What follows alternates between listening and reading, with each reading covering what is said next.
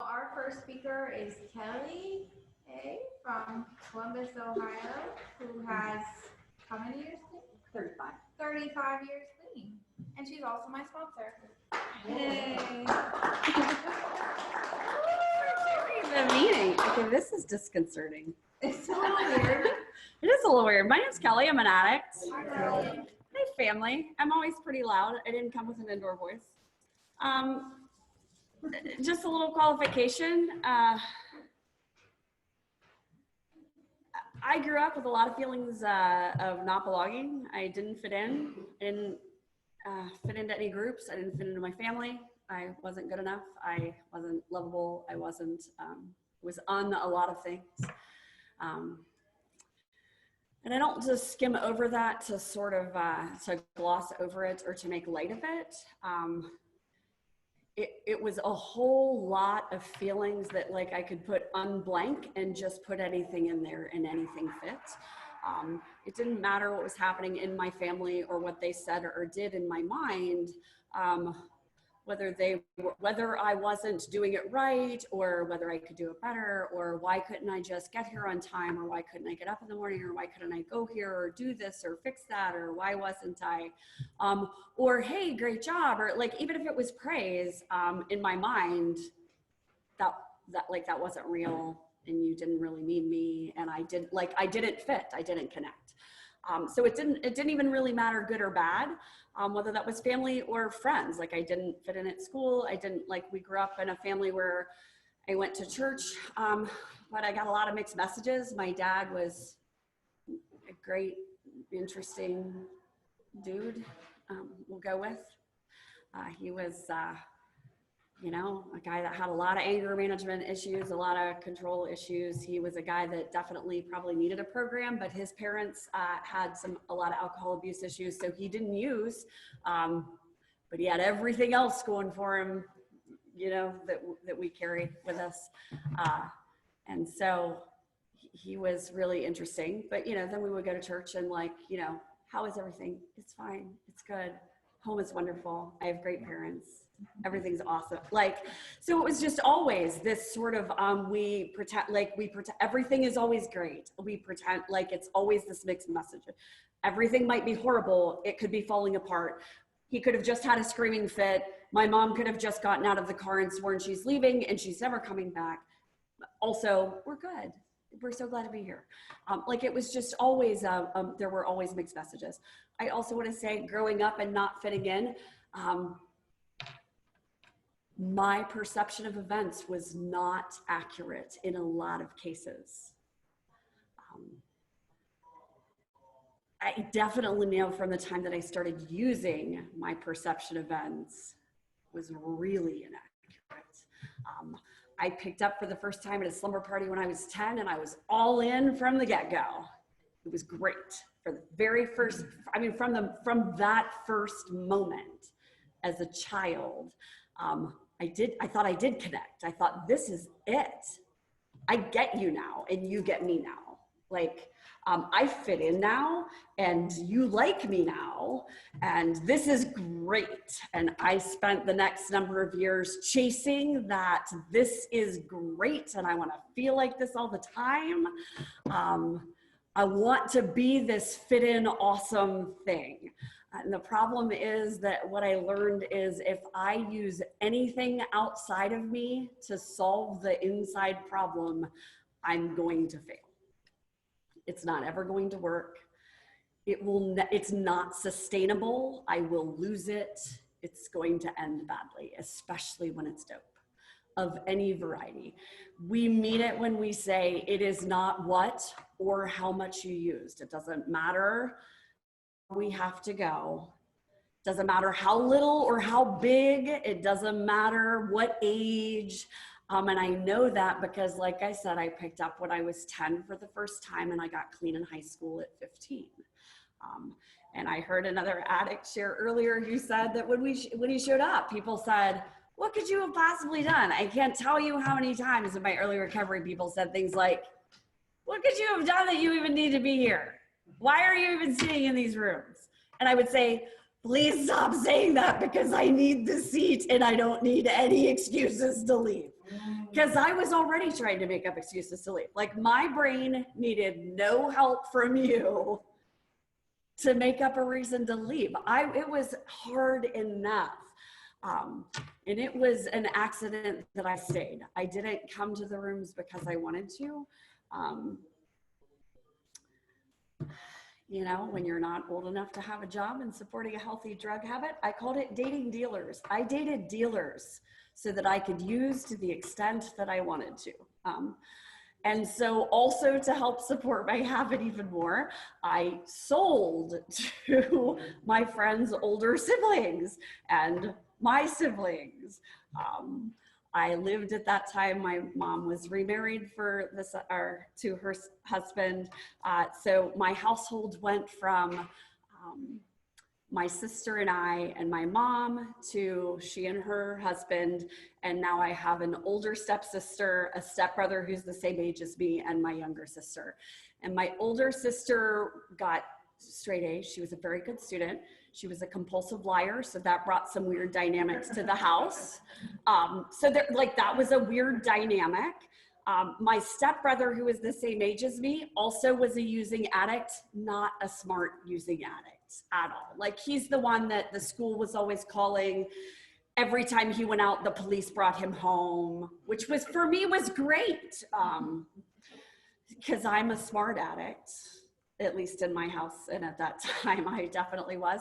And then my sister was went to church. If curfew was 10, she was home at 9:50. She had all the right friends.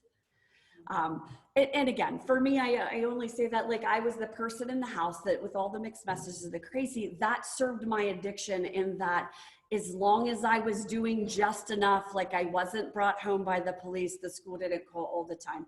It served my disease in that I wasn't in trouble. So I had sold my brother dope. He got caught again. And so this is the 80s. There's teen treatment centers on every corner. And the Reagans are just saying no. And so off my stepbrother goes to outpatient treatment. And so then he took dope that I sold him again into the treatment center to his friend who wanted to get high that was in treatment. And they caught him. And so the next time he showed up, they said, okay, your choices are jail or call your parents, they're bringing you a bag because we're in high school. So he moved in. And so they had what's called Family Week. And I always share this story because this is how my life was outed. Your whole week, or your whole family took a week off of work, school, all of it.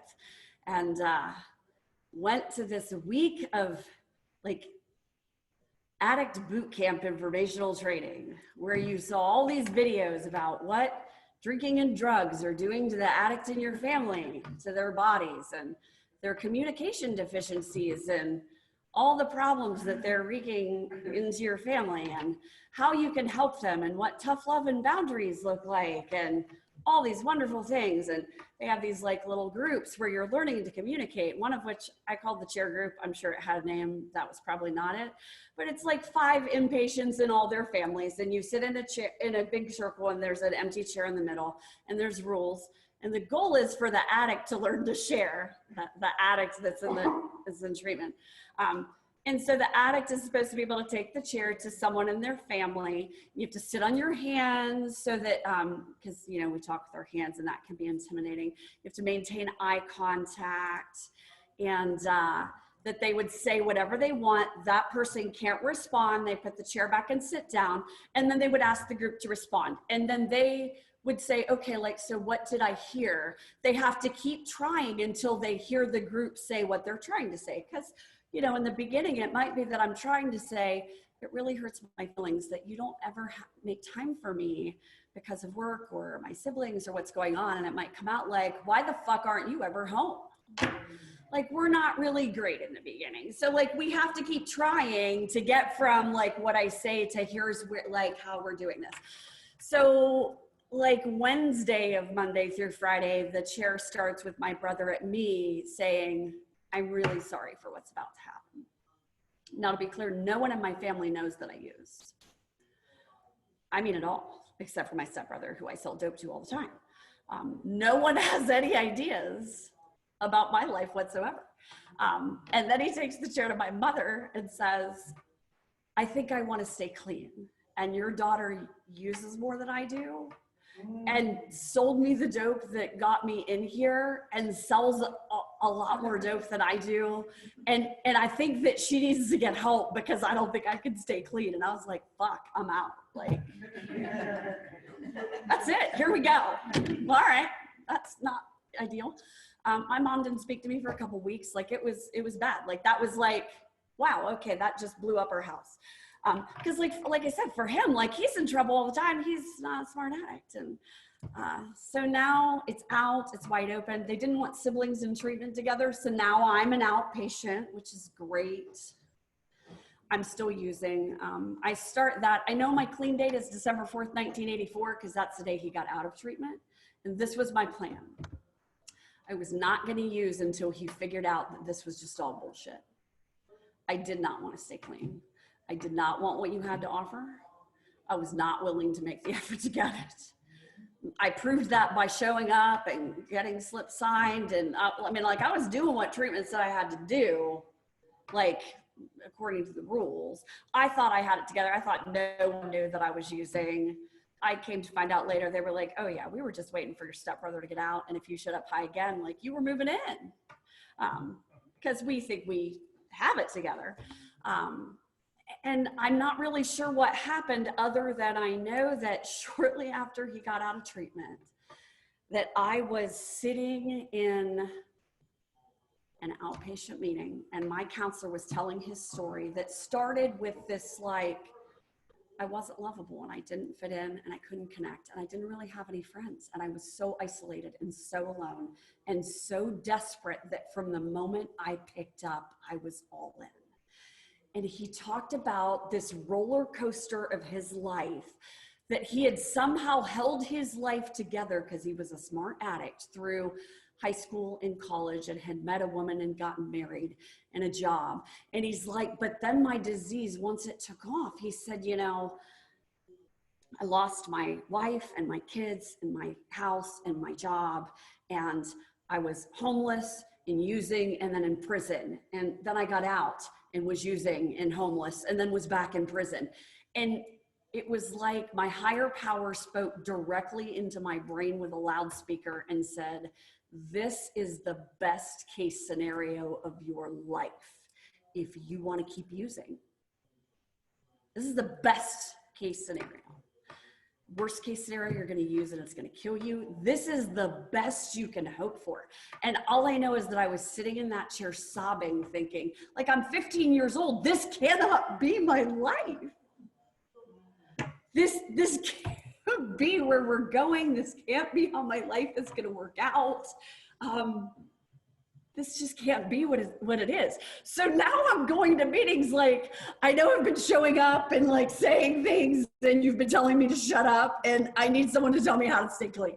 I need someone to just tell me right now, like, how do we do this? And it was funny, we were talking, my topic is real or not real. And this is where real or not real comes in. It's a game I like to play with my sponsees today, but this is how this happens. My recovery is in reality. The God of my understanding is in reality. Step work happens in reality. Meetings are a reality check. Conversations with my sponsor bring me into reality. My disease relies on the fact that I will believe a bunch of shit that's not real. Every time. That is its goal. And that is where it can win.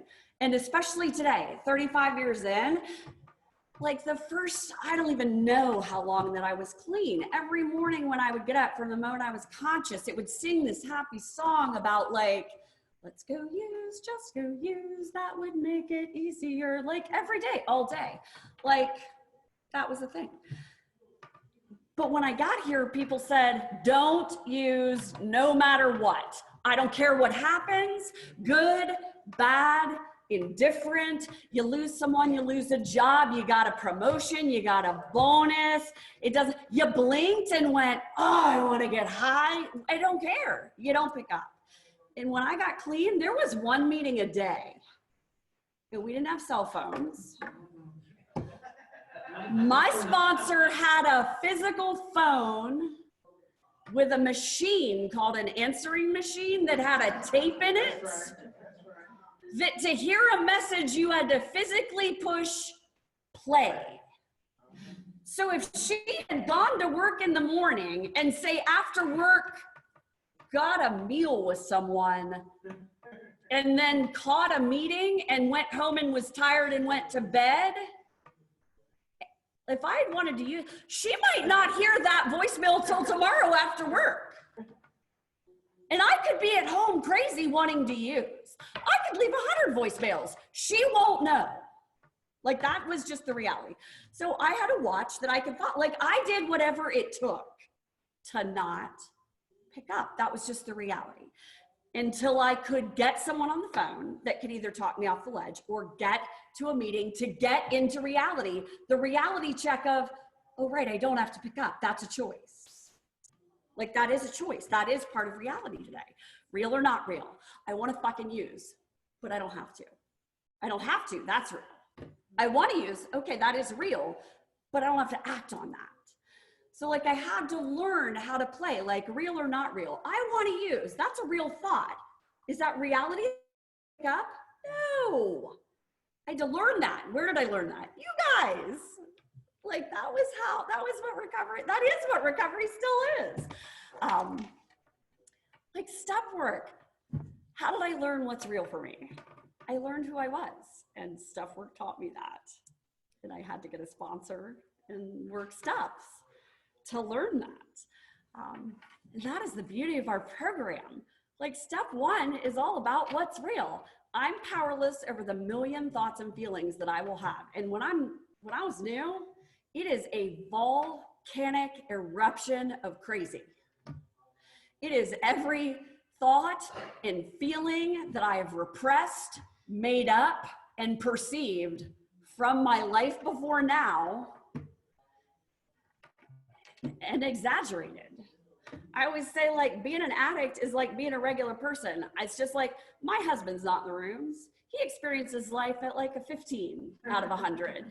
He hears everything, how it's meant to be heard. He knows every musical instrument that might have been played. He knows what's happening around him and can deal with it accordingly. I experience life without steps at like an 85. It is overwhelming. It's like fight or flight. I don't know where to go from here. Step work brings me to a 15. It allows me to say, okay, I'm having a lot of insanity. Okay, let's take a breath. I can recognize I'm having a lot of, I don't know what's happening. I don't have to run into it and be insane. And if I run in, I know what's going to happen. Unmanageability. I can step back. Step back, that's step one. There, I did it. Like, step away, don't pick up, step one. Step back, step one. Take a breath, step two. Make space for anything but me and my crazy. Step three, do anything different.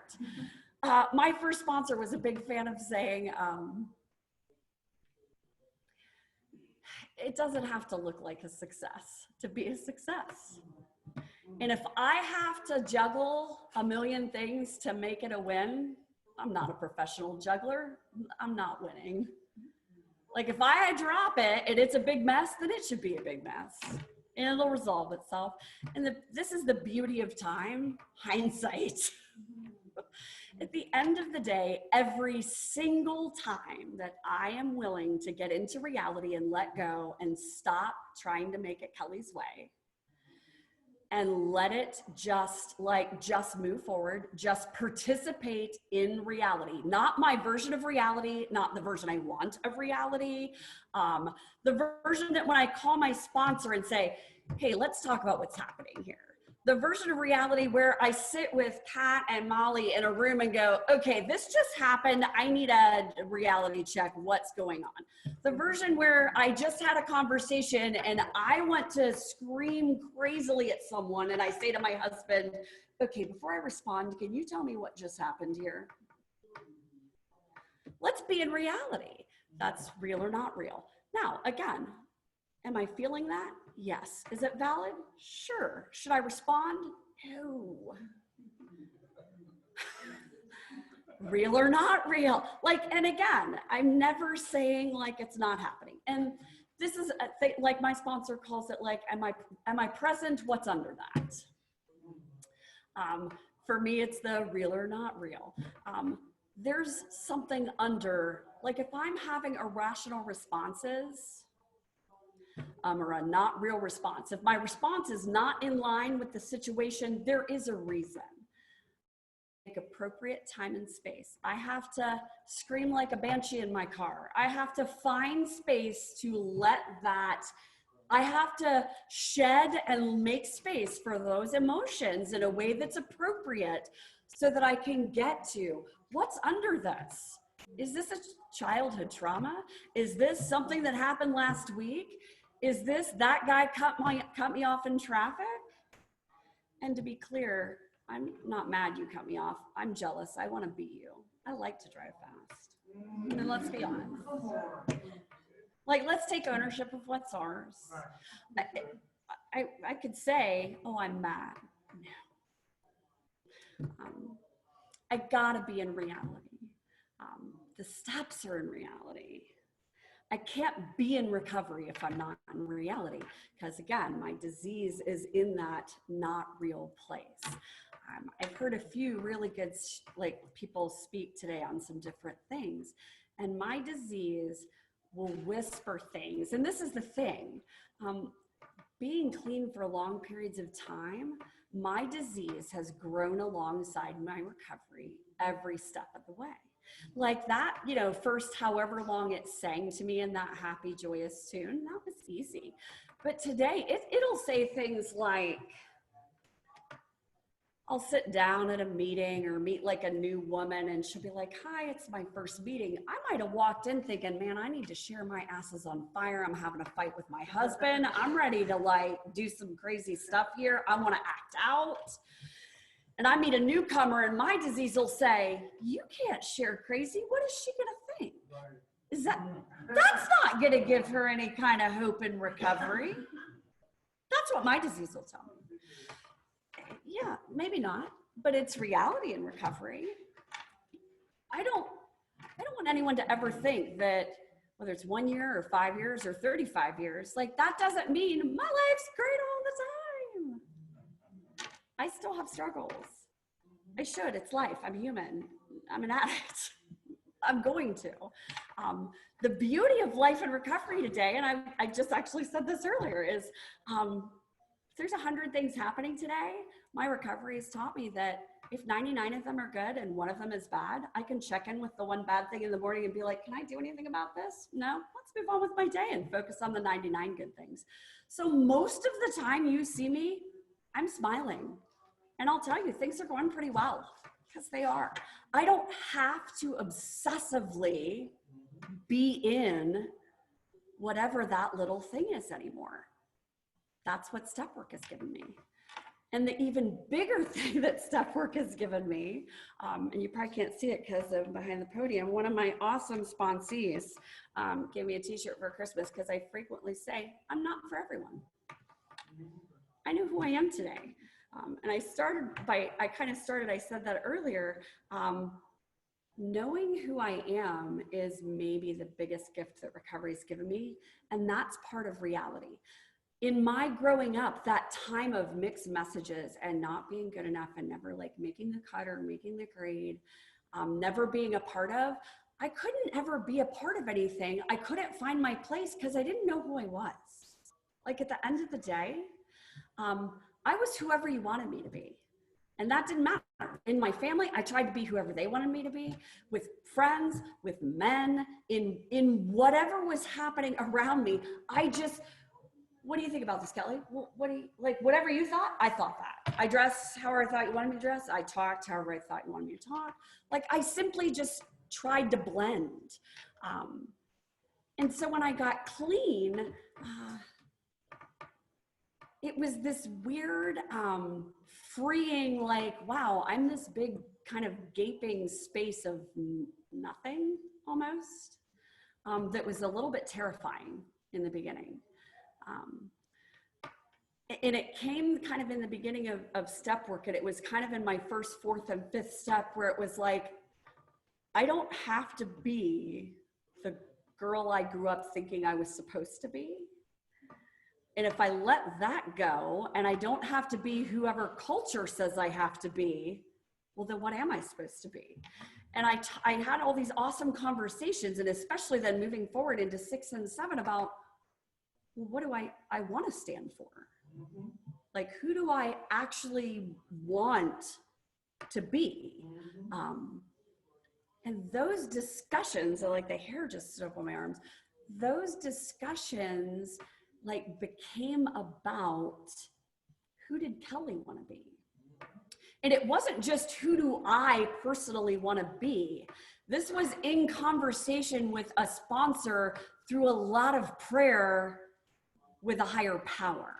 Because I need to be really clear when I say like I and me and who does Kelly stand for, my definition and source is out of a relationship with a higher power today. And I need to make that clear, because I said earlier, if I try to solve the inside stuff with anything outside me, I'm going to lose, because it can be taken. Relationship with higher power is the only thing that I can't lose. It can't be taken. It can't be changed. I can't wreck it or destroy it with my crazy or my disease or my actions. I can't break that. That's the only thing that I can't personally wreck and destroy. So that has to be the kind of source that, what do I stand for? And so like in our texts and like all of our literature, like if it's not about a spiritual principle, it's not in my higher power. If it's not loving, it's not in my higher power. If it's not in line with the things that I stand for, it's not God's will. like I, out of 6 and 7 and moving forward, like 8, 9 and making amends, and then 10, 11, and 12, this what did I stand for through a higher power and spiritual principles became this sort of measuring stick of, how do I make decisions? How do I decide where to go? How do I decide what is my next right thing? That became the, okay, well, what do I stand for? Okay, well, if I stand for like love and compassion and integrity, and I started with a small list. If I stand for love and compassion and integrity, okay, well, what do if I want to do or say this, is that loving, compassion, and filled with integrity? No? Okay, then it's not the next right thing. Like it just became a measuring stick, and through each round of steps and each day, adding to that list of how do I measure? And again, 35 years, I want to be clear when I say that there are still times that I actively go, what's the next right thing? No, let's try something else first. Like I want to be clear. There is no perfection in this. It is about progress and doing things differently. And there are still mornings that I wake up and will look at my husband or look at a friend and think, oh my gosh, I said that to him, or I'm doing this. Usually it's with my husband. He's the one that gets the brunt of my crazy, I think. I think my real or not real, in the who I've become and how I express that in what that looks like, I cannot like strongly say enough the step work piece of that, and that comes through sponsorship and through close female companionship. Because I don't, not to put a damper on you guys, but you guys are really easy to kind of like get what I want. I can word it or phrase it or dress it up so that I can get you to say what I want. And that was true when I was, 15 and weighed 110 pounds and wore short skirts and looked, filled like lots of makeup. And someone was talking about really like the big hair and the high heels, and the short skirts. And there's a group of people that'll tell you, I just remember your Halloween costumes from when you got clean. Put your hand down. That like they will tell you that's what I remember about your early years of recovery. The women in my life are what have made a difference. Like men stick with men, women stick with women. And this is the thing I'll tell you, this is where reality is really funny and how my higher power works. if I had chosen the group of women that I thought I should have been with, I'd have probably used. I definitely would not be a strong, loving, compassionate woman with solid boundaries who's been married for 24 and a half years, who has a great, amazing, because no one would have looked at, when I got here, people were like, oh God, she's not gonna make it. Like, that's what people thought no one looked at me and was like, she'll have a relationship. She's gonna be happily married. She's gonna be solid spiritually. That was not what people said about me when I got here, to be clear. Not what was going on. Had I chosen, and I said this, things I said earlier, it's so funny how God works, isn't it?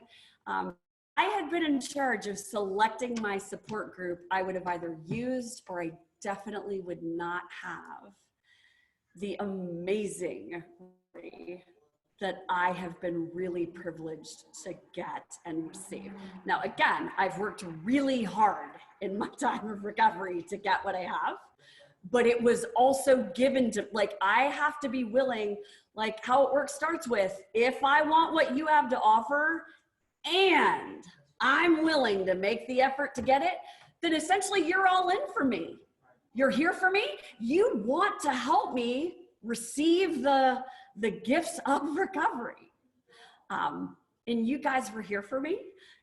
I would have really shortchanged myself because I came in, like I'm sure many of us do, thinking, I know what I need. I need to be with this like clique of women or this group. I should hand select this is what I should have. And this would be perfect and great. I would have done myself a great and vast disservice.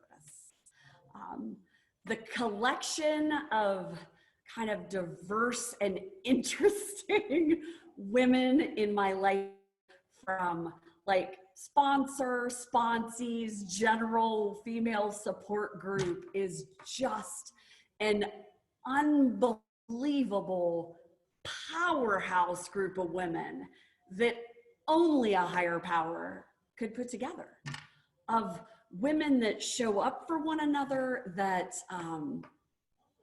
are willing to, you know, even in the midst of my total insanity. I think I said earlier, hey, thank you guys for letting me share my absolute crazy so that I can like get up to a podium and share the truth of me tonight. Like, share a little bit of the love and not just be like, like just the amazing love that NA has to offer. And to be clear, like, that's real. The not real is the, you don't deserve that. You shouldn't have that. They don't really, that's just not real. And my disease told me that for the early years of my recovery.